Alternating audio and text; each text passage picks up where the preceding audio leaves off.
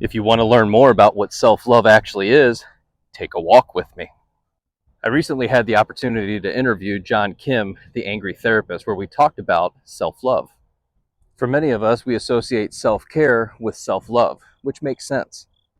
I got up, I brushed my teeth, I had some breakfast, I made it to the gym, and got to work on time without spilling my coffee. And there's a ton of examples on the surface that we can look at and say, well, yeah, I guess I do love myself. So John takes the question of self-love and refines it a little bit. Do you like yourself? And that's the question that begins to bump up against all of your stuff. Little me wants to run away, pull away, and not go there.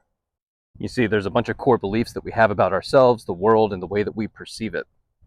And that can be rooted in your caregiver's core beliefs and observations of their own life experience. You might find that you carry shame and you have an overarching theme in your head that says, I'm not enough. And you've been in this default state of being for so long that you've never actually taken the time to question it. Where did these core beliefs come from? Why do I think, act, and feel the way that I do? You may feel like you're carrying a burden and you have no idea where it came from. So here's an easy question that you can get yourself started with. When you wake up in the morning, what are your first 3 thoughts? You can track that over a period of time and you might realize that there's actually a pattern to your thought process. And what I'm about to tell you next is something that worked for me. It might not work for you. When I was in my lowest of lows, I began keeping track of my dreams. As soon as I woke up in the morning, I would try to remember and write everything down. And a caveat to dream journaling is this: you may find that you unlock memories from your past that you're not necessarily prepared to deal with. So use your discernment and talk to a professional before doing this. I also want you to know that it wasn't all bad. There was a lot of good stuff that came back that I hadn't thought of in 30 years. Quick little 2-second clips of joy and happiness, love and curiosity. What you have to remember when you go on a journey of self-discovery is it's never just one thing that helps you navigate all of that. I went through a long stretch where I was going to bed and listening to hypnotherapy by Marissa Peers and meditations by Joe Dispenza, Bob Proctor, and utilizing focus binaural beats throughout the day, especially while in the shower. Daily walks help me to regulate me, to the point where I added weight from GoRuck and end up doing anywhere from 6 to 12 miles a day.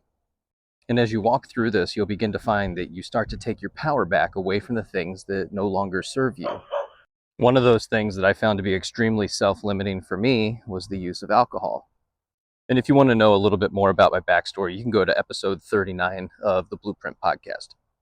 And in 1 month, I will have been sober for 365 days. And what I found was even light recreational use that you really just kind of blow off and don't think about was impacting my life in ways that I had never really considered. And if you want all the specifics on why that is, I'll let Andrew Huberman handle that. You can go check out his podcast. My results have been that I feel better, I sleep better, I don't ruminate on my thoughts at night.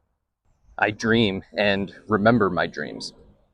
And I wish I could say that they were all good dreams, but they're not. So what does all that have to do with self-love and self-like? It's recognizing that there is no one-size-fits-all method. But to get to self-like, you have to move through self-discovery. To start self-discovery, you have to start asking yourself deeper questions and then go multiple layers down. You have to be willing to learn who you are, where you're going, what you're doing, and how to do it. You have to begin to understand all the past versions of you, and that while that's a part of you, it's not who you are today. Layla Hermosi did a great video on this recently.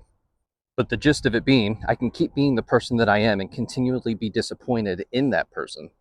Or I can seek people out who I admire, look at their skill sets, and to see what skill sets I'm actually lacking physically, mentally, emotionally, spiritually, and financially. And as you work on developing and honing those skills, you begin to wire in a new reality, a new personality. And no, this isn't splitting your brain and becoming a completely different person. But it is about acknowledging that you don't know what you don't know. And it's your job that if you don't know something, you should probably get on learning that. And there's going to be times where you're going to feel like an imposter and people are going to remind you of who you've always been to them. You might find yourself seeking out therapists, coaches, and mentors, people who can help you through this season of self-discovery and personal growth. And it's never really just one season of growth. You grow a little bit, you plateau, you grow some more, you plateau, you grow some more, you plateau. And on those times where you have a plateau, you just have to remind yourself of who you are, where you're going, what you're doing, and why you're doing it. Because it's really easy to fall back into those old default patterns of who you believed yourself to be. But each one of you has inner excellence inside of you. You just haven't tapped into it yet.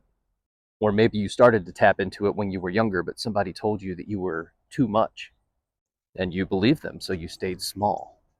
So ask yourself, what does your path look like? And what is one thing that you can do today to help start you down that path of self like?